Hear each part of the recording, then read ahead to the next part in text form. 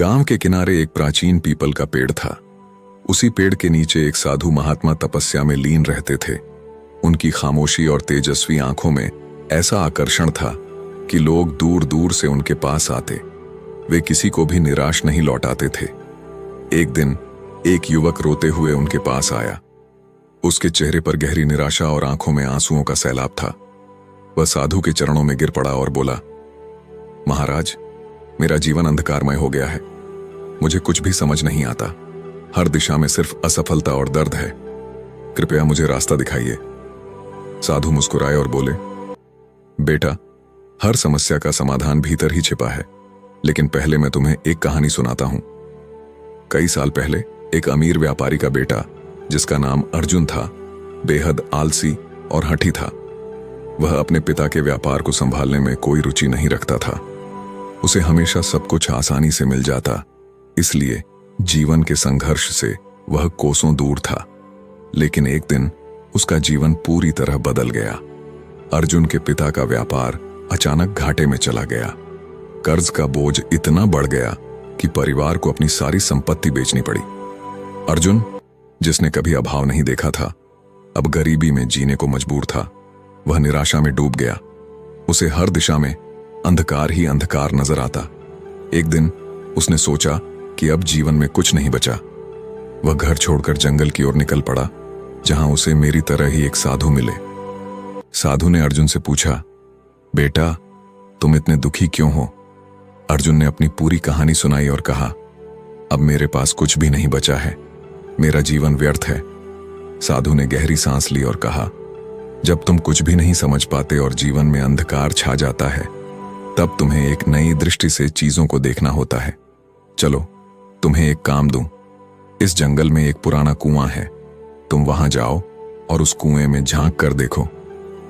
अर्जुन को यह सुनकर अजीब लगा, लेकिन वह साधु के कहने पर कुएं के पास गया। जब उसने कुएं में झांका तो उसे पानी की सतह पर अपनी ही परछाई दिखी। वह वापस साधु के पास आया और कहा, महाराज, वहां तो मेरी परछाई ही दिखी। साधु मुस्कुराए और बोले, यह परछाई तुम्हारे भीतर की सच्चाई है। अगर तुम्हें यह गहरी और साफ नजर आए तो समझो कि तुम्हारा मन शांत और संतुलित है। लेकिन यदि पानी में हलचल हो तो तुम्हारी चिंताएं और भय तुम्हें भ्रमित कर देंगे। जीवन भी ऐसा ही है। जब तक तुम्हारा मन अशांत रहेगा, तुम्हें रास्ता नहीं दिखेगा। साधु ने अर्जुन को कई दिन तक साधना करने का निर्देश दिया। उन्होंने कहा, तुम्हें हर दिन कुछ समय खुद के साथ बिताना होगा। अपने भीतर झांकना और अपने डर, असफलताओं को स्वीकार करना सीखो। जो बीत गया उसे बदल नहीं सकते, लेकिन आज को संवार कर तुम अपना भविष्य जरूर बदल सकते हो। अर्जुन ने साधु की बात मानी। उसने हर सुबह ध्यान करना शुरू किया।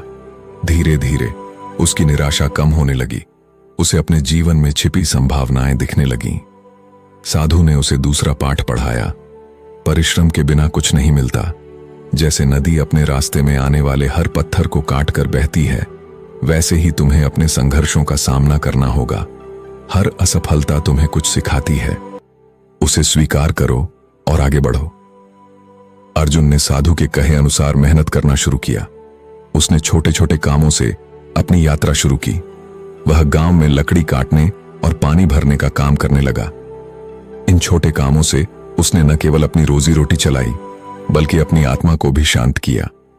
अर्जुन ने अपने काम में धीरे धीरे निपुणता हासिल की। उसने अपनी बचत से एक छोटा सा व्यवसाय शुरू किया।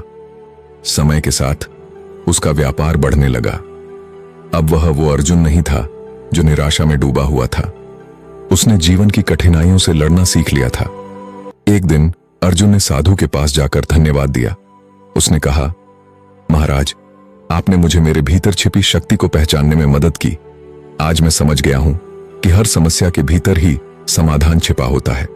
साधु मुस्कुराए और बोले, याद रखना बेटा, जीवन में अंधकार आना स्वाभाविक है, लेकिन यह हमें हमारी वास्तविक शक्ति से परिचित कराने के लिए आता है। जब तक तुम खुद पर विश्वास रखते हो और धैर्य से काम लेते हो, कोई भी कठिनाई तुम्हें हरा नहीं सकती। इस कहानी को सुनकर युवक का मन शांत हो गया। उसने साधु को प्रणाम किया और अपने जीवन को एक नई दृष्टि से देखने का संकल्प लिया। यह कहानी हमें सिखाती है कि निराशा और अंधकार के समय में आत्मविश्लेषण, परिश्रम और धैर्य से ही जीवन को सही दिशा में ले जाया जा सकता है। दोस्तों, कहानी से तनिक भी प्रेरणा मिली हो तो वीडियो को लाइक और शेयर जरूर करें और भी ऐसे ही वीडियो देखने के लिए चैनल को भी सब्सक्राइब कर लीजिए। मिलते हैं एक और नई कहानी के साथ। धन्यवाद।